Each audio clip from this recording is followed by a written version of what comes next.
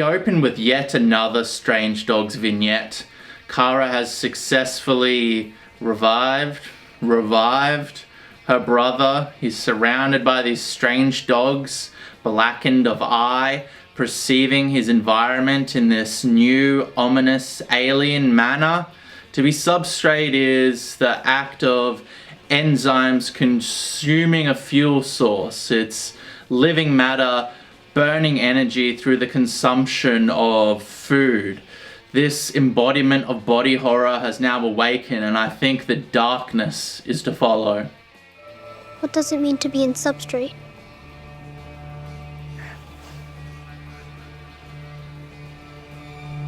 Everything looks different. Marco's deeper plan has now been revealed in yet another stunning action sequence. Using proto-molecule procured metallurgy from Laconia, he has fitted the ring station with these turrets. It's a brilliant strategic move which allows him to control all 1,300 gates to these alien worlds. Avasarala and the UN doesn't have the numbers to take on the Free Navy before they enter the slow zone. Avasarala is between a rock and a hard place. She's beaten, she's broken, she's destitute, and she's getting fucked from all angles. Nukes aren't an option, and they just don't have the numbers. Do you truly believe the odds are in our favor? No, ma'am, but... If we have to send more people to their death, the least we can do is give them a fucking chance to win. The book really does give these brilliant insights into Avasarala's mental state with these first-person perspective chapters. You get to hear how she's just pushing through because that's what she's done. That's what she's always done, and without that, then she'd probably just break down and die. She's lost Earth, her home. She's lost Arjun, her husband, and she just is fighting the fight because if she stops, she doesn't think she'll be able to start up again. There was also this little X-ray episode that indicated that she has some health problems, and also in this episode she shoots up some stimulants before talking to Holden. The book at this point has given me no indications that Avasarala's health is failing, but I'm only about halfway through it, so that is yet another element of why she's in this job and sacrificed her personal and family lives to better her planet's situation, and is just trying to get everything done and wrapped up because she knows the clock is ticking away and that she doesn't have all the time in the world. The fight's not over yet. I don't need platitudes. We're fucked, and it's my fault. Fine. Maybe you have gone a bit soft, which might not be so bad in small doses, but now is not the time for self-pity bullshit! I think the Rossi getting this upgraded armor from proto-molecule research is important. I don't know why yet, and I'm not even sure whether it'll be important in this season, but if Chekhov's gun has taught me anything, then referencing this fact in both show and book is not for nil. They said it's the same stuff they've got on Yuna 1.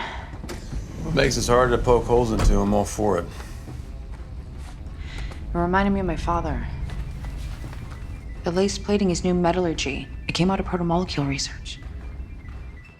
LV's much welcome cameo in this episode reveals that these power surges either cause ships to disappear or are somehow correlated with these ships disappearing. Somehow the amount of mass, if it's exceeded, or the amount of energy, if it's exceeded, triggers something within these gates. Even though this storyline isn't going to be wrapped up in this season, I'm still glad that they're setting it up here, and books 7, 8, and 9 are in my near future for listening pleasures, for sure. Mass energy threshold, which precedes or perhaps triggers these events, which obviously would have dire consequences for the future use of the rings.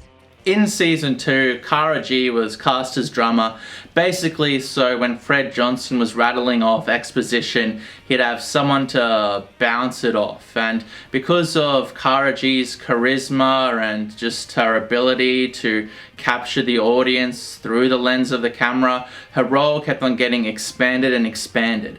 And it really became this interesting thing where she started being this amalgamation of all these different book characters. She's part book, Bull, she's part Sam, she's part Michio Pa, she's part drummer from the books, and I think there's several other collages of characters that she's embodied throughout these 5 seasons, and it really is a testament to putting all you can into what you do. If she just thought, this is this little throwaway role where I'm not saying much and I'm not important, and didn't put her heart and soul into it, then she wouldn't be the momentous and important character she is now. And just to imagine her not being there, she's such an important and large part of this unfolding narrative, and has been since season 3, really. It's really a testament to putting effort into your pursuits.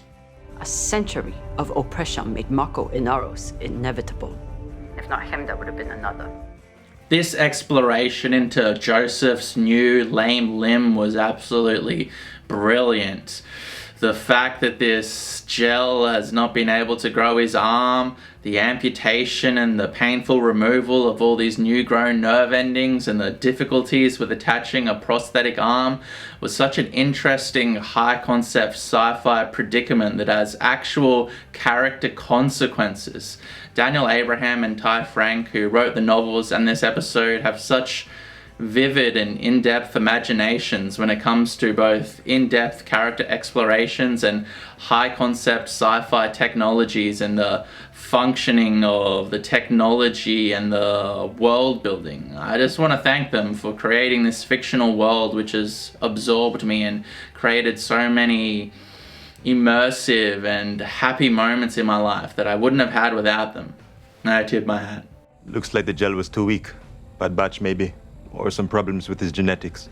Maybe your inner friends could give us some of the gel. I will not beg favors from them. There's no harm in asking. It wouldn't make a difference at this point. That limb will never be good. It must be removed as soon as possible. It's also incredibly satisfying to see Prax is playing an important part in saving Earth's population. He suffered through so much in the second book, and everyone else has just had the worst time. There's so much suffering and pain and devastation in these later seasons of The Expanse. So seeing this win, seeing this thing that will allow the Earth not to die, because in the books they go into it more, and destroying the Earth hasn't just destroyed the Earth, but because they produce most of the food for the entire solar system, and because Ganymede was destroyed, Mako had to implement this in-depth agricultural protocol to save everyone, but he never really ended up doing it, and everyone in the entire solar system, or 80 or 90% of the population in the solar system, would have starved to death in the following 5 years. So really, Mako's short-sighted rocks that he threw at Earth would have led to the entire starvation of the solar system. So it's good to see that Prax here is making a difference. He risked his life and family to send us experimental biotech simply because he believed it could help restore Earth's ability to grow food. Holden has always been far more focused on the bigger picture. He never really cared for or got consumed by Earther and Martian and Belter politics or war. He seemed to get pulled into their racism and their conflicts unwillingly. I mean, he had Miller in his head for so long. He's seen this apocalyptic vision that the gate builders showed him. He can feel the entities within the ring gates getting angry and angrier. He has this very separate and very unique perspective on what's going on in the universe, and he doesn't really care about racism or politics or war. He's just a victim of them. But Avasarala is absolutely right. Of course they need to deal with Mako now. They have no other options. He's the biggest problem at hand. It's just sad to think that possibly we won't get to see the bigger picture get wrapped up in a live action format. Although I am quietly optimistic that in 3 or 4 or 5 or 6 years time that there will be some type of continuation within the Expanse's live action universe. We'll see. We'll see. I think we need to share it with Inaros. Oh, James, you're truly one of a kind. Just hear me out. If we can convince Marco that the danger is real, he might... What? Lay down his arms and say, you're right, let's solve this together? We're one big happy family after all? You have to be the most naive person I've ever met. This beautiful green, red hue thrown onto Amos and Bobbie gives their conversation this elevated sense of importance. I think a lot of the time, people when they review things focus on performance and narrative, but filmmaking is a visual medium, and a lot of time and effort has been put into the cinematography and the lighting and the pacing and the editing and the framing of this show. And I know it's my 38th Expanse review at this point, and I've said the same things over and over again, but I just want to repeat myself possibly one final time on this topic. The Expanse looks beautiful. The lighting is so dramatic and extreme. It has this Blade Runner-esque beauty to it, and the cinematography just gives everything this heightened sci-fi feeling. And this conversation in particular just stuck out to me because this neon sign sitting in the background that someone thought to put there that just gives Amos and Bobbie this beautiful, beautiful green-red hue.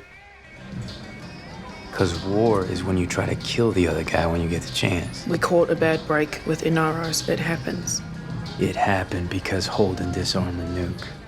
We then get this in-depth conversation between Bobbie and a glitter-covered Amos, and I like how Bobbie didn't just immediately flip out and confront Holden when she found out what he did. It was refreshing and unexpected that she consoled Amos and reassured him that the only thing that is really important in times of war is who's covering your flank, your friends and your family, and that being with the Rossi and living with his family is more important than Holden's mistakes or Naomi's mistakes or Clarissa's mistakes or Amos's mistakes. Maybe not Alex's mistakes, that dirty bugger. But the point of the story is, in these confusing, fucked up, chaotic moments of war, that your friends and family is what really matters. And it was beautiful hearing that from Bobbie. In the end, the only thing that matters is fighting for who's covering your flank. Doesn't matter if they're saints or assholes. They're your people. They watch your back and you watch theirs, or you've got nothing. Then we get Amos's hilarious invitation to Bobbie to join him at the brothel. With you or with you? Whatever. Fuck the X-ray where we get to see them fight. I want to see the X-ray episode where we get to see them fuck! If they did, that is. It's left open-ended and ambiguous, so we don't get to see what happens. And I think that makes it more interesting and more sexy. You won't come with? With you. Or with you. Whatever.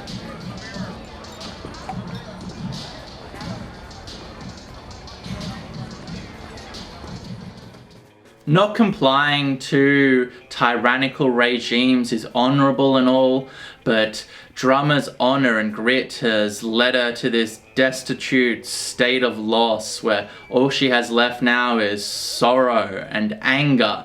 Doing the right thing can sometimes lead you down a dark path and not have a fulfilling, happy conclusion, but staying true to your own convictions will, in the end, be the only truthful path. And even if it leads to your death and the destruction of everything that you love and hold dear, then maybe it's still the right choice to make than to allow evil to transpire and allow these tyrannical regimes to continue. I never loved you because you were fighters. I loved you because you were builders. I wanted us to build something together.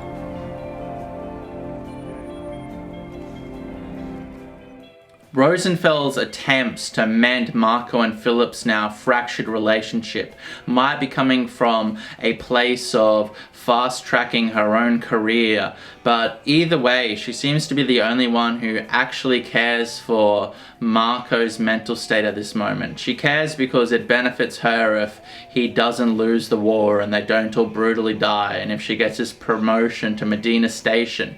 But it is nice to see her trying to fix this fractured father-son relationship in any case. Was your father big in your life? I never knew him. So you improved upon the role? Not as much as I hoped. I want to give a special shout out to Joe Perry, who plays Tadeo.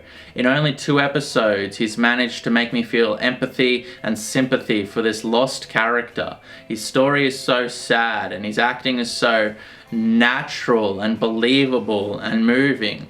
And this reveal that his actions led to the death of the only person left in his life will be the straw that broke the camel's back for young Filipito Anaros. I was on the crew that planted the bombs and rigged the ducks to blow.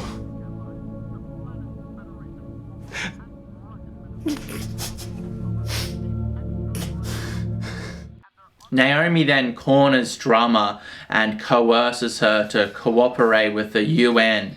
It was very moving to see this defiant facade the Drummer holds break down and to see her sob into Naomi saying, "Fuck you, fuck you, fuck you." It was a very moving and emotional sequence and leads Drummer down a road that no one would have ever imagined she would have gone down. Fuck you. Fuck you. Fuck you. Having this meeting between these two immensely defiant and authoritative women was a momentous moment. If you think about it, Avasarala and Drummer are actually very similar in a lot of ways. They start off at the beginning as these unwielding patriarchs who would do anything for their nation at any cost, but then through their experiences and through Marco and Naros and through the proto-molecule and through all the losses that they've suffered, Avasarala having lost her home and her husband, and Drummer having lost all of her family and her way of life, they come to this realization that being a patriarch and fighting at any costs for your side isn't always the right answer, and sometimes there are larger things at play than nationalism or racism, and through this they've changed and evolved as characters. Season 1 Avasarala would have strung Drummer up and tortured her until she got the information she wanted. And Season 1 Drummer would have shot Avasarala. They're not for the UN anymore. They're not for the OPA anymore. They're for larger things. They're for the right choice. They're for destroying this bigger evil. And it was really a very momentous moment to see these two larger-than-life characters meeting each other for the first time and seeing their evolution and their arcs as characters.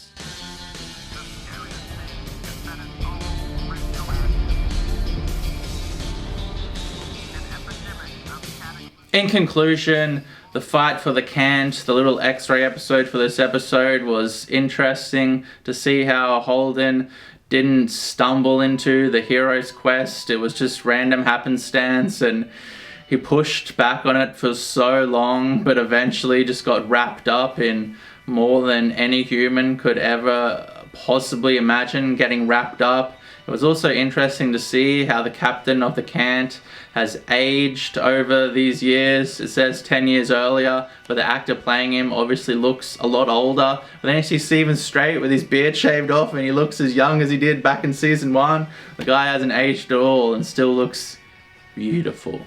In any case, this was a surprisingly slow and character-centric emotional exploration into all our characters' psyches and where they are, building up this last conflict, building up this momentous conclusion to this momentous show, just putting all the pieces in place and having all these arcs and all these motivations and all these moments make complete sense through setting them up with years and years of brilliant writing.